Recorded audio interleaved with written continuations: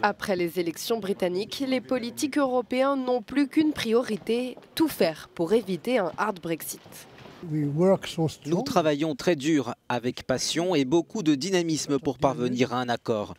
Nous ferons tout pour éviter de nous retrouver au bord du gouffre. Dans le viseur des députés européens, la récente annonce de Boris Johnson. Il veut trouver un accord commercial post-Brexit dès l'année prochaine pour éviter de prolonger la période de transition prévue par les traités. Un défi difficile.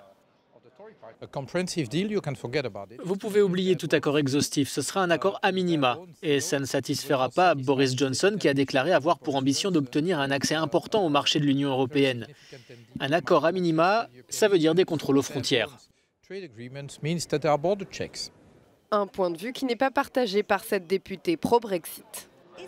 Si Boris Johnson fait son possible pour réduire cette transition, j'espère que ça ne lui causera pas de problème juridique à mesure des négociations.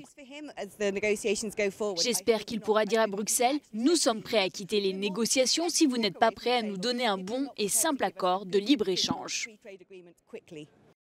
L'agenda pour le Brexit se précise. Les députés britanniques doivent commencer à voter l'accord de retrait proposé par Boris Johnson dès vendredi, accord qu'ils pourront normalement ratifier à la mi-janvier pour un Brexit le 31 janvier comme prévu.